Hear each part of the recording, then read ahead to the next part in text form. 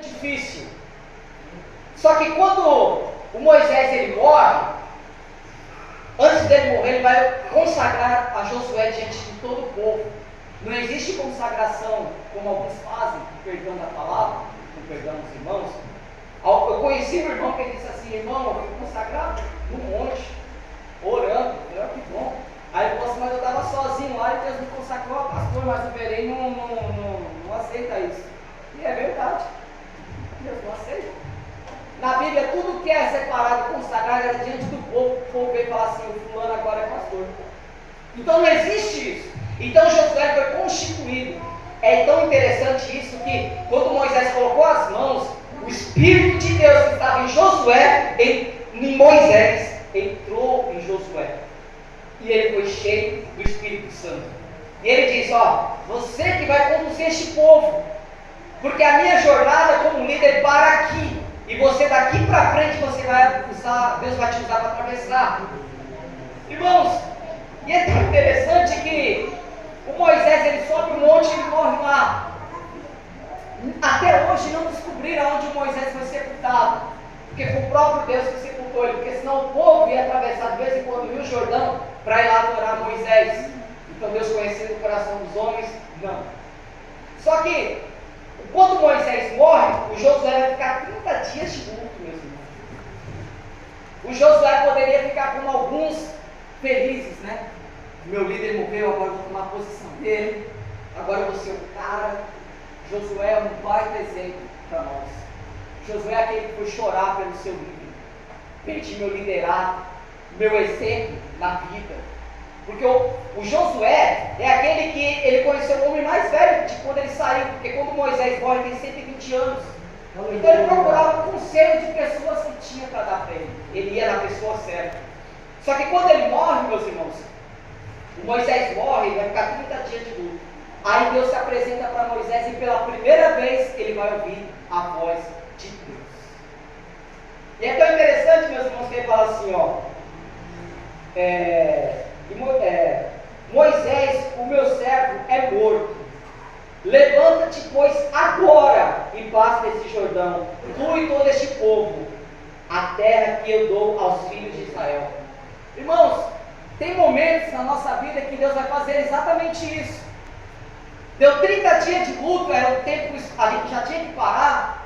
Deus chegou para ele e falou assim: olha, Deus não chegou e deu tapinha nas costas e falou assim: ó, meu servo Josué, levanta. Mas Deus chegou e falou assim: ó, o meu servo Moisés é morto, levanta-te agora. E o que Deus quer para nós é a glória. Até quando a gente vai ficar chorando por coisas que já passaram na nossa vida? Até quando nós vamos ficar com decepção? Ah, mas me frustraram.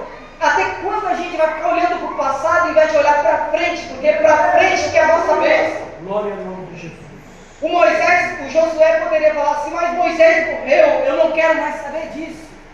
Mas Deus olhou e falou assim: levanta agora, engole o choro, porque não é momento de você ficar parado com este povo, porque Deus quer usar os Josués que aqui estão, porque através de Josués que aqui estão, muitos vão entrar na terra prometida. Irmãos, aqueles estavam a caminho de um dia do Jordão. Era um dia de caminhada, eles chegavam já no Jordão. O Jordão, alguns estudiosos dizem que tinha 7 metros de comprimento, um riozinho curto, alguns metros de fundura, quase 4 metros de fundura. Só que o povo estava estacionado. E olhando para nós, às vezes é isso que está acontecendo.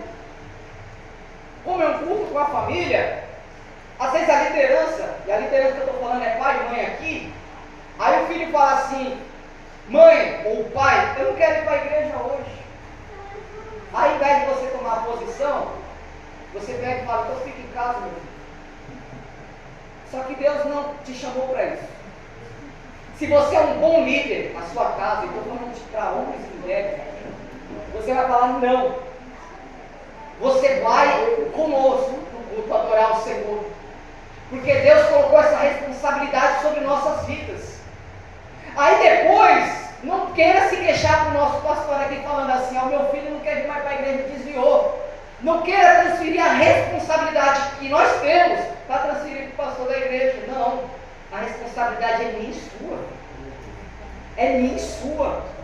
Aí o filho desvia do caminho do Senhor, a gente quer culpar o A e o B, e não é assim que funciona. Porque Deus, Ele nos chamou para liderarmos. Quando Deus criou o primeiro homem da história, o Adão, Ele falou assim, ó, eu te coloco como a cabeça da criação e você vai liderar. Os animais vão estar sobre o seu comando. Então até os animais tinham que obedecer a voz. Irmãos, você quer ver um exemplo de alguém que recebe ordenanças e cumpre a risca? Jesus, ele com 12 anos, ele era submisso à sua mãe e ao seu pai. Ele ficou lá no templo, voltaram para o templo, encontraram Jesus. Aí a mãe fala assim, eles estavam preocupados com você. Aí Jesus falou assim, importava que eu fizesse essas coisas com meu pai, para isso que eu vim a essa terra. Só que a Bíblia diz assim, e Jesus era submisso aos seus pais. Observe que até Jesus, ele cumpriu ordens, ele recebeu ordens dos seus pais, e ele era submisso. Irmãos, que nesta noite, nós venhamos nos posicionar. Este ano, meus irmãos, não é um ano de perda, mas é um ano de conquistas espirituais, familiar, na área da saúde conjugal. E aí muitos crentes entram o ano fazendo promessa, mas não cumpre aquilo que começa lá. Para esse ano vamos nos posicionar. Vamos acreditar que Deus ele vai fazer um grande milagre na nossa família. Talvez a sua família não esteja completa aqui nesta noite. Esteja faltando um integrante da sua família aqui neste culto. Mas eu quero te dizer, meus irmãos, pelo Espírito Santo, pela palavra, que se você se posicionar como cristão na sua casa, você vai falar assim como foi lida aqui a palavra oficial: eu e minha casa serviremos ao Senhor. Grande Deus, aleluia. Porque o Josué, no final do seu ministério terreno, Josué, no capítulo 24, ele chamou os anciões assim e falou assim: olha, vocês, eu não sei o que vocês vão fazer após a minha morte, mas eu e a minha casa serviremos ao Senhor. Ou seja, mesmo quando eu partir desta terra, o que eu plantei vai gerar frutos, e a minha geração que vai vir, vai continuar servindo a Deus. Não vai ter ninguém desigrejar. Isso aqui é uma palavra profética para nós esse ano. Eu não sou de falar essas coisas, mas através do seu posicionamento, os seus filhos vão crescer, os seus filhos vão constituir família, vão defender a ética cristã. E se nós passarmos pelo arrebatamento, e se Deus nos levar individualmente, os nossos filhos vão continuar pregando como a gente prega, ensinando como a gente prega, defendendo a palavra de Deus, e os nossos netos estarão adorando a Deus. Glória a Deus. Grande Deus, aleluia. Irmãos, imagine, Jesus, irmãos, maravilhoso. se Deus levar a gente, nossos filhos, um dia pregando alguma coisa, falar assim: meu pai falava isso, não pregava. A minha mãe regia desse jeito. A minha mãe orava desse jeito. Irmãos, a gente não está aqui para ver, mas vai ser uma grande alegria, porque hoje nós somos sementes, e essas sementes têm que germinar para gerar frutos. Nossos frutos, Glória a Deus. os nossos frutos é a família. Eu não tive a oportunidade, para encerrar aqui, eu não tive a oportunidade de nascer num lar cristão, um lar evangélico, meus pais católicos. Eu não tive a oportunidade de sentar nos banquinhos aqui da igreja, como as crianças cantam ao Senhor, adolescentes, jovens. Eu não tive essa oportunidade. Mas vocês que estão aqui nesta noite, aproveitem essa oportunidade. Aproveitem para adorar o nome do Senhor. Se posicione, meus irmãos. E quando a gente se posiciona como Deus quer, é difícil. Porque muita gente vai deixar de visitar a nossa casa. Muita gente vai deixar de falar conosco, só porque a gente está nos defendendo e andando como Deus quer, não desviando nem para a direita e nem para a esquerda, mas cumprindo aquilo que Deus falou para nós. Vamos mais uma vez para encerrar.